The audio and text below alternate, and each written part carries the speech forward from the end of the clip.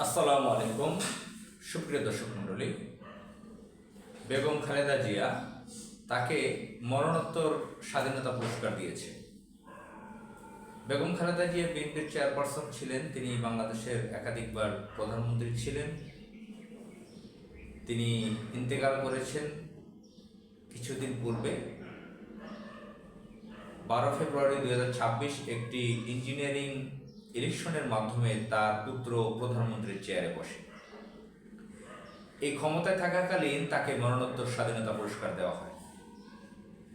বেগম খালেদা জিয়া ছিলেন অত্যন্ত সম্মানী একজন নারী, অত্যন্ত প্রভাবশালী একজন রাজনীতিবিদ। বিশ্ব রাজনীতির ইতিহাসে খালেদা জিয়ার নাম অবশ্যই লেখা থাকবে। খালেদা জিয়া বহু বছর যাবৎ রাজনীতি করেছেন। একজন নারী হিসেবে এত বড় প্রভাবশালী রাজনীতিবিদ বিশ্বে অল্প কয়েকজন ছিলেন এবং তিনি আপোষহীন একজন নেত্রী ছিলেন। তিনি যতদিন জীবিত ছিলেন নোবেল পুরস্কার প্রাপ্ত নোবেল লরিয়েট যারা বিশ্বের বিভিন্ন জায়গায় ছিলেন তাদের থেকে তার সম্মান, জনপ্রিয়তা বেশি ছিল, প্রভাবও বেশি ছিল। তো তাকে নোবেল পুরস্কার দেওয়া হয় নাই। তিনি যখন জীবিত ছিলেন তার দলের কয়েকজন লোক বলাবলি করছিল যে খালেদা জিয়ার নাম নোবেল পুরস্কার তালিকায় লেখা হয়েছে, কোট আনকোট। তারপর তিনি ইন্তেকাল করলেন, নোবেল পুরস্কার পাননি। আর নোবেল পুরস্কারের একটি নিয়ম হচ্ছে যে জীবিত অবস্থায় দেওয়া হয়, মরণোত্তর দেওয়া হয় না।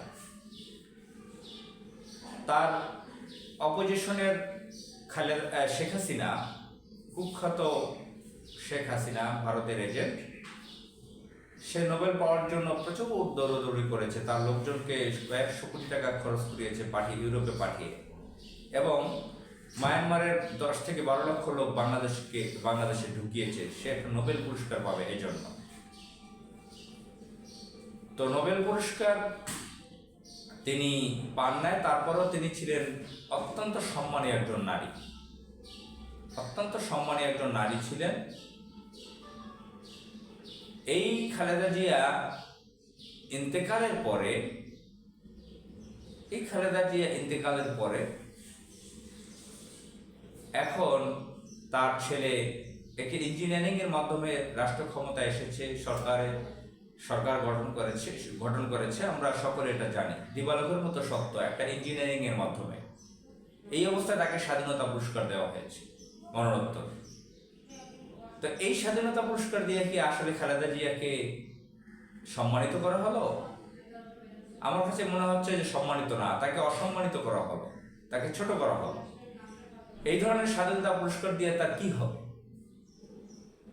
এবং আরেকটা সিরিয়াস ঘটনা হচ্ছে, এই যে স্বাধীনতা পুরস্কার এটা নেওয়া হয়েছে বঙ্গভবনে যে রাষ্ট্রপতি বসা থাকে, রাষ্ট্রপতি ওয়ারেন্ট অফ প্রেসিডেন্সি অনুযায়ী রাষ্ট্রপতি রাষ্ট্রের প্রধান চেয়ার, তাকে মহামান্য বলা হয়।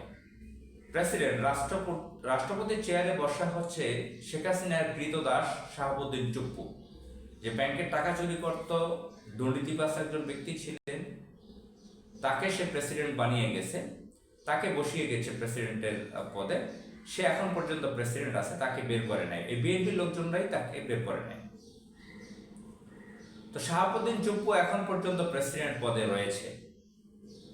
তো সেই শাহাবুদ্দিন চুপ্পুর হাত থেকেই এই স্বাধীনতা পুরস্কার খালেদা জিয়ার পক্ষে মরণোত্তর গ্রহণ করেন খালেদা জিয়ার নাতনি জাইমা রহমান। আমরা আরেকটি ইন্টারেস্টিং ঘটনা দেখেছি, যখন এই পুরস্কার ঘোষণা করা হয় তখন এই জাইমা রহমানকে 2 বার করে সালাম দিয়েছে রাষ্ট্রপতি। উল্টো আমরা আমাদের বাংলাদেশে দেখে থাকি যে রাষ্ট্রপতিকে মানুষের সালাম দেয় তার কাছে গিয়ে। রাষ্ট্রপতি নিজেই পুরস্কার দিতে যখন আসবে জাইমার কাছে 2 বার সালাম দিয়েছে, তার হাত উঠিয়ে। তো চিন্তা করেন পরিস্থিতি কোথায় গিয়েছে। চুপ্পু তাহলে কি এই চাটুকারিতার মাধ্যমে প্রেসিডেন্ট বিএনপির আমলে থেকে যেতে চায়? বা একজন প্রেসিডেন্ট হয়ে এটা কিভাবে হতে পারে? তিনি কি সুন্নাত পালন করতেছেন, ইসলামী কালচার পালন করতেছেন, যে ছোটদেরকে সালাম দেওয়া আহ, আহ, সালাম দেওয়া একটা ইসলামী কালচার, তিনি কি সেটা অন্য জায়গায় করেন? আমরা দেখতে পেলাম যে রানীর সিংহাসনে যেভাবে বসা থাকে, তারেক রহমানের স্ত্রী জোবাইদা রহমান বসা, এবং সামনে আহ, জোবাইদা জায়মা রহমান আসলো, তাকে এই পুরস্কারটা দেওয়া হলো। শাহাবুদ্দিন চুপ্পু তাকে দুবার সালাম দিয়ে এই পুরস্কার দিয়েছে। তো যাই হোক, টোটাল বিষয়টা হচ্ছে যে এই পুরস্কারের মাধ্যমে খালেদা জিয়ার সম্মানকে নষ্ট করা হলো। এই সমস্ত স্বাধীনতা পুরস্কার মরণোত্তর পেয়ে কি হবে? এবং ওই শাহাবুদ্দিন চুপ্পু সেই শাহাবুদ্দিন চুপ্পু যারা আওয়ামী লীগের লোক, যারা এই খালেদা জিয়াকে মেরে ফেলেছে স্লো পয়জনিং করে, এটা অভিযোগ আছে। তাকে হে প্রতিপন্ন করেছে, তাকে নানান ধরনের অপমান অপদস্থ করেছে, চরম নির্যাতন করেছে। সেই শাহাবুদ্দিন চুপ্পুকে, শেখ হাসিনার লোককে প্রেসিডেন্ট পদে রাখলো, তার হাত থেকে আবার খালেদা জিয়ার পক্ষে খালেদা জিয়ার স্বাধীনতা পুরস্কার নিয়েছে তারা, এই বিএনপি। কতটা নির্লজ্জ হলে এই কাজটি করতে পারে তারা? আসসালামু আলাইকুম।